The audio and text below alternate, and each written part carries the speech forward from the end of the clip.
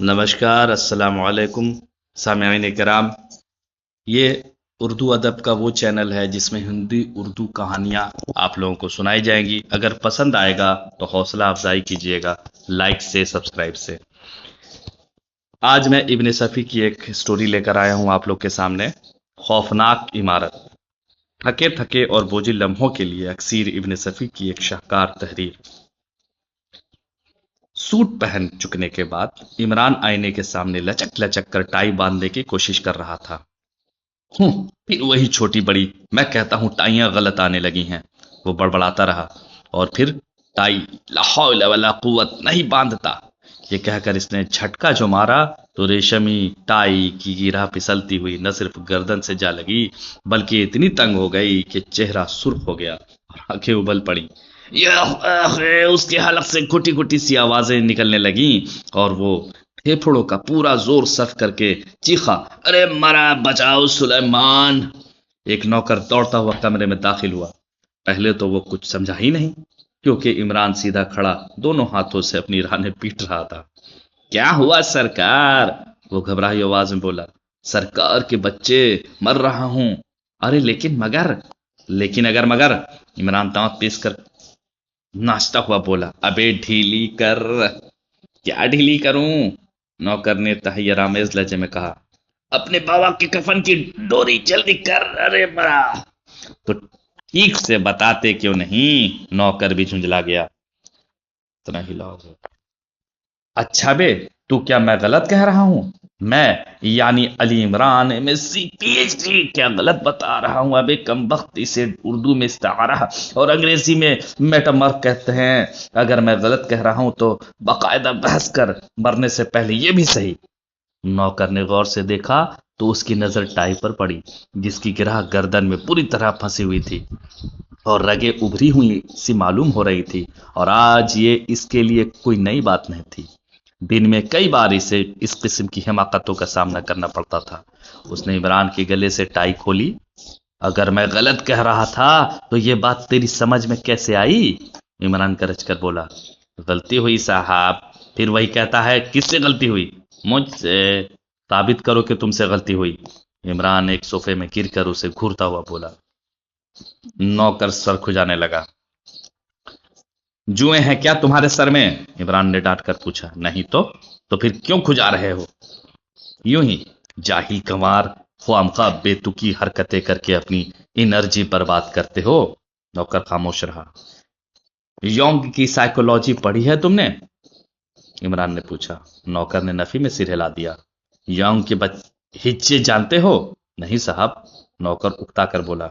अच्छा याद करो, JUNG, योंग। बहुत से जाहिल इसे जंग पढ़ते हैं और कुछ जोंग। जिन्हें काबिलियत का हैजा हो जाता है वो इसे सोंग पढ़ने और लिखने लगते हैं। फ्रांसीसी में जे सा की आवाज देता है, मगर योंग फ्रांसीसी नहीं था। शाम को मुर्ग खाएंगे या तीतर? नौकर ने पूछा। आधा तीतर आधा पटेर, इमरान छल्ला कर बोला। हाँ, तो मैं अभी क्या कह रहा था? वो खामोश होकर सोचने लगा। आप कह रहे थे मसाला इतना भुना जाए कि सुर्ख हो जाए, नौकर ने संजीदगी से कहा। हाँ, और हमेशा नरम आंच पर भूनो, इमरान बोला।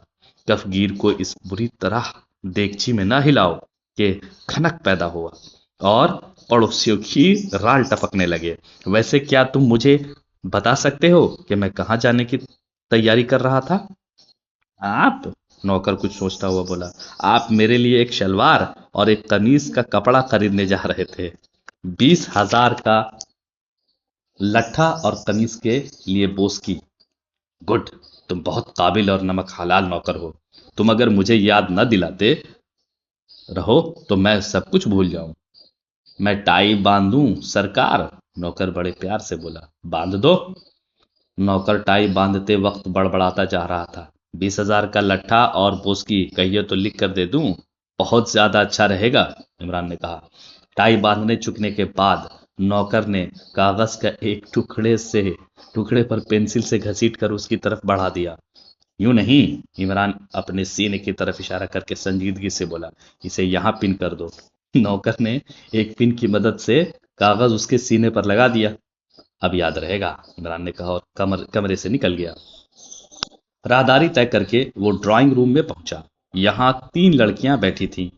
واہ عمران بھائی، ان میں سے ایک بولی، خوب انتظار کرایا، کپڑے پہننے میں اتنی دیر لگاتے ہیں؟ اوہو، تو کیا آپ میرا انتظار کر رہی تھی؟ کیوں؟ کیا آپ نے 1 گھنٹہ قبل پکچر چلنے کا وعدہ نہیں کیا تھا؟ پکچر چلنے کا مجھے تو یاد نہیں، میں تو سلیمان کے لیے۔ عمران اپنے سینے کی طرف اشارہ کر کے بولا۔ یہ کیا؟ وہ لڑکی قریب آگے کی طرف جھکتی ہوئی بولی۔ 20,000 کا لٹھا اور بوسکی، یہ کیا ہے؟ اس کا کیا مطلب ہے؟ پھر وہ بے تحاشا ہنسنے لگی۔ عمران کی بہن ثریا نے بھی اٹھ کر دیکھا، لیکن تیسری وہ شاید ثریا کی کوئی نئی سہیلی تھی۔ یہ کیا ہے؟ ثریا نے پوچھا۔ سلیمان کے شلوار اور قمیص کا کپڑا لینے جا رہا ہوں۔ لیکن ہم سے کیوں وعدہ کیا تھا؟ وہ بگڑ کر بولی۔ بڑی مصیبت ہے، عمران گردن جھٹک کر بولا۔ تمہیں سچا سمجھوں یا سلیمان کو؟ اسی کمینے کو سچا سمجھیے۔ میں کون ہوتی ہوں؟ ثریا نے کہا، پھر اپنی سہیلیوں کی طرف مڑ کر بولی۔ اکیلے ہی چلتے ہیں، آپ ساتھ بھی گئے تو شرمندگی ہی ہوگی، کر بیٹھیں گے کوئی حماقت۔ ذرا دیکھیے آپ لوگ، عمران رونی صورت بنا کر درد بھری آواز میں بولا۔ یہ میری چھوٹی بہن ہے، مجھے احمق سمجھتی ہے۔ ثریا، میں بہت جلد مر جاؤں گا۔ کسی وقت جب بھی ٹائی غلط بند گئی اور بیچارے سلیمان کچھ نہ کر سکا تو وہ میرا محسن ہے، اس نے ابھی ابھی میری جان بچائی ہے۔ کیا ہوا تھا؟ ثریا کی سہیلی جمیلہ نے گھبرائی ہوئی آواز میں پوچھا۔ ٹائی غلط بن گئی تھی، عمران انتہائی سنجیدگی سے بولا۔ جمیلہ ہنسنے لگی، لیکن ثریا جلی کٹی بیٹھی رہی۔ اس کی نئی سہیلی متحیرانہ انداز میں اس سنجیدہ ترین احمق کو گھور رہی تھی۔ تم کہتی ہو تو میں پکچر چلنے کے لیے تیار ہوں، لیکن واپسی پر مجھے یاد دلا دینا کہ میرے سینے پر ایک کاغذ پن کیا ہوا ہے، عمران نے کہا۔ میں تو ہرگز نہ جاؤں گی، ثریا نے کہا۔ نہیں، عمران بھائی کے بغیر مزہ نہ آئے گا، جمیلہ نے کہا۔ جیو، عمران خوش ہو کر بولا۔ میرا دل چاہتا ہے کہ تمہیں ثریا سے بدل لوں، کاش تم میری بہن ہوتی۔ یہ نک چڑھی ثریا مجھے بالکل اچھی نہیں لگتی۔ آپ خود نک چڑھے، آپ مجھے کب اچھے لگتے ہیں؟ ثریا بگڑ کر بولی۔ دیکھ رہی ہو، یہ میری چھوٹی بہن ہے۔ میں بتاؤں؟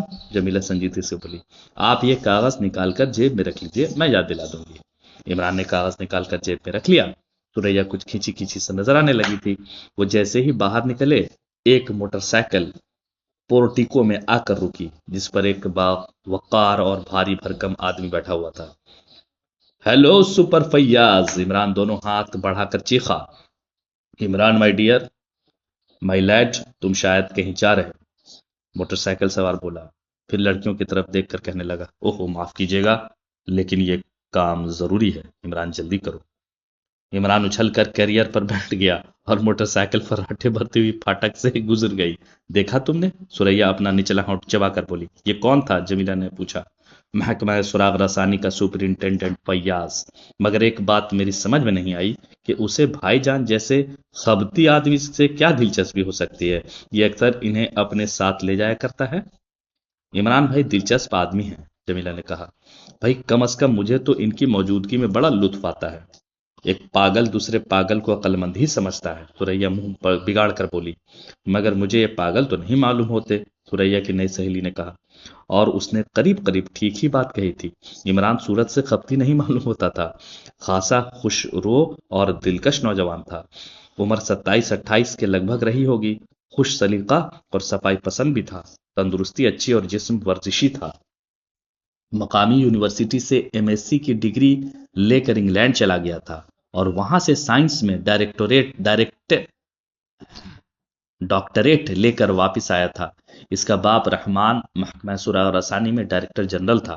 انگلینڈ سے واپسی پر اس کے باپ نے کوشش کی تھی کہ اسے کوئی اچھا سا عقدہ دلا دے، لیکن عمران نے پرواہ نہ کی۔ کبھی وہ کہتا کہ میں سائنسی آلات کی تجارت کروں گا، کبھی کہتا کہ اپنی ذاتی انسٹیٹیوٹ قائم کر کے سائنس کی خدمت کروں گا۔ بہرحال کبھی کچھ اور کبھی کچھ۔ گھر بھر اس سے نالاں تھے، اور انگلینڈ سے واپسی کے بعد تو وہ اچھا خاصا احمق ہو گیا تھا، اتنا احمق کہ گھر کے نوکر تک اسے دن رات الو بنایا کرتے تھے، اسے اچھی طرح لوٹتے، اس کی جیب سے 10 10 روپے کے نوٹ غائب کر دیتے اور اسے پتہ تک نہ چلتا۔ باپ تو اس کی صورت دیکھنے کا بھی روادار نہیں تھا، صرف ماں ایسی تھی جس کی بدولت وہ اس کوٹھی میں مقیم تھا، ورنہ کبھی کا نکال دیا گیا تھا ہوتا۔ اکلوتا لڑکا ہونے کے باوجود بھی رحمان صاحب اس سے عاجز آ گئے تھے۔ پاگل وہ اسی وقت نہیں معلوم ہوتے جب خاموش ہو، سریا بولی۔ 2 4 گھنٹے بھی اگر ان حضرت کے ساتھ رہنا پڑے تو پتہ چلے۔ کیا کاٹنے دوڑتے ہیں؟ جمیلہ نے مسکرا کر کہا۔ اگر ان میں اسی طرح دلچسپی لیتی رہی تو کسی دن معلوم ہو جائے گا، سریا منہ سکوڑ کر بولی۔ کیپٹن فیاض کی موٹر سائیکل فراٹے بھر رہی تھی اور عمران کریئر پر بیٹھا بڑبڑاتا جا رہا تھا۔ شلوار کا لٹھا، بوسکی کی قمیض، شلوار کا بوسکا، لٹھی لٹھی کا کیا تھا؟ لا حول ولا قوت۔ رکو یار، رکو رکو رکو۔ شاید فیاض نے موٹر سائیکل روک دی۔ بھول گیا، عمران بولا۔ کیا بھول گئے؟ کچھ غلطی ہو گئی۔ کیا غلطی ہوئی؟ فیاض جھنجا کر بولا۔ یار کم از کم مجھے تو الو نہ بنایا کرو۔ شاید میں غلط بیٹھا ہوا ہوں، عمران کیریئر سے اترتا ہوا بولا۔ جلدی ہے یار، فیاض نے گردن جھٹک کر کہا۔ عمران اس کی پیٹھ سے پیٹھ لگائے ملائے ہوئے دوسری طرف منہ کر کے بیٹھ گیا۔ مجھے بھی تماشا بناؤ گے؟ سیدھے بیٹھو نا، فیاض جھنجا کر بولا۔ تو کیا میں سر کے بل بیٹھا ہوا ہوں؟ مان جاؤ پیارے، فیاض شامدانہ لہجے میں بولا۔ لوگ ہنسیں گے ہم پر، یہ تو بڑی اچھی بات ہے۔ منہ کے بل گرو گے سڑک پر؟ اگر تقدیر میں یہی ہے تو بندہ بے بس و ناچار، عمران نے درویشانہ انداز میں کہا۔ خدا سمجھے تم سے۔ فیاض نے دانت پیس کر موٹر سائیکل سٹارٹ کر دی۔ اس کا منہ پچھم کی طرف تھا اور عمران کا پورب کی طرف، اور عمران اس طرح آگے کی طرف جھکا ہوا بیٹھا تھا جیسے وہ خود ہی موٹر سائیکل ڈائریکٹ ڈرائیو کر رہا ہو۔ راہگیر انہیں دیکھ دیکھ کر ہنس رہے تھے۔ دیکھا، یاد آ گیا، عمران چہک کر بولا۔ شلوار کا لٹھا اور قمیض کی بوس کی، میں پہلے ہی کہہ رہا تھا کہ غلطی ہو گئی ہے۔ عمران تم مجھے احمق کیوں سمجھتے ہو؟ فیاض نے جھنجلا کر کہا۔ کم از کم میرے سامنے تو اس خبتی پن سے باز آ جایا کرو، تم خود ہی خبتی ہوگے، عمران برا منہ مان کر بولا۔ آخر اس ڈھونگ سے کیا فائدہ؟ ڈھونگ؟ ارے کمال کر دیا، اوفو، اس لفظ ڈھونگ پر مجھے وہ بات یاد آئی جسے اب سے 1 سال پہلے یاد آنا چاہیے تھا۔ فیاض کچھ نہ بولا، موٹر سائیکل ہوا سے باتیں کر رہی تھی۔ ہائیں، عمران تھوڑی دیر بعد بولا، یہ موٹر سائیکل پیچھے کی طرف کیوں بھاگ رہی ہے؟ ارے اس کا ہینڈل کیا ہوا؟ پھر اس نے بتحاشا چیخنا شروع کر دیا۔ ہٹو بچو، ہٹو بچو، میں پیچھے کی طرف نہیں دیکھ سکتا۔ فیاض نے موٹر سائیکل روک دی اور جھیپے ہوئے انداز میں راہگیروں کی طرف دیکھنے لگا۔ شکر ہے خدا کا کہ خود بخود رک گئی، عمران اترتا ہوا بڑبڑایا، پھر جلدی سے بولا۔ لا حول ولا قوت، اس کا ہینڈل پیچھے ہے، اب موٹر سائیکلیں بھی الٹی بننے لگی ہیں۔ کیا مطلب ہے تمہارا؟ کیوں تنگ کر رہے ہو؟ فیاض نے بے بسی سے کہا۔ تنگ تم کر رہے ہو یا میں؟ الٹی موٹر سائیکل پر لیے پھرتے ہو، اگر کوئی ایکسیڈنٹ ہو جائے تو؟ چلو بیٹھو، فیاض اسے کھینچتا ہوا بولا۔ موٹر سائیکل پھر چل پڑی۔ اب تو ٹھیک چل رہی ہے، عمران بڑبڑایا۔ موٹر سائیکل شہر سے نکل کر ویرانے کی طرف جا رہی تھی اور عمران نے ابھی تک فیاض سے یہ بھی نہیں پوچھا تھا، پوچھنے کی زحمت نہیں کی گوارا کی تھی کہ وہ اسے کہاں لے جا رہا ہے۔ آج پھر مجھے تمہارے مدد کی ضرورت محسوس ہوئی ہے، فیاض بولا۔ لیکن میں آج کل بالکل مفلس ہوں، عمران نے کہا۔ اچھا، تو کیا میں تم سے کچھ ادھار مانگنے جا رہا تھا؟ پتہ نہیں، میں یہی سمجھ رہا تھا۔ ارے باپ رے، پھر بھول گیا، لٹھ مار، پائجامہ اور قمیض، لا حول ولا قوت، بوس کا، please shut up Imran you fool. Imran, captain Fayyaz نے اسے مخاطب کیا۔ ہاں، تم آخر دوسروں کو بیوقوف کیوں سمجھتے ہو؟ کیونکہ ہاں، ارے باپ رے، یہ جھٹکے، یار ذرا چکنی زمین پر چلاؤ۔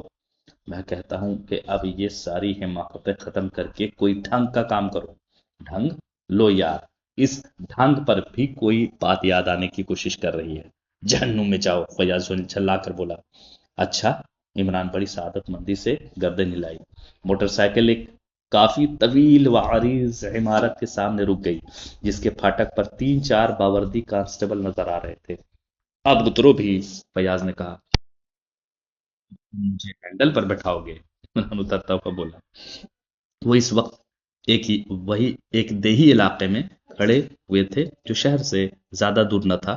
یہاں بس یہی ایک عمارت اتنی بڑی تھی، ورنہ یہ بستی معمولی قسم کے کچے یا پکے مکانوں پر مشتمل تھی۔ اس عمارت کی بناوٹ طرز قدیم سے تعلق رکھتی تھی۔ چاروں طرف سرخ رنگ کی لکھوری اینٹوں کی کافی بلند دیواریں تھیں اور سامنے ایک بہت بڑا پھاٹک تھا جو غالباً صدر دروازے کے طور پر استعمال کیا جاتا رہا ہوگا۔ کیپٹن فیاض عمران کا ہاتھ پکڑے ہوئے عمارت میں داخل ہو گیا۔ اب بھی عمران نے اس سے یہ نہ پوچھا کہ وہ اسے کہاں اور کس مقصد کے تحت لایا ہے۔ دونوں ایک طویل دالان سے گزرتے ہوئے ایک کمرے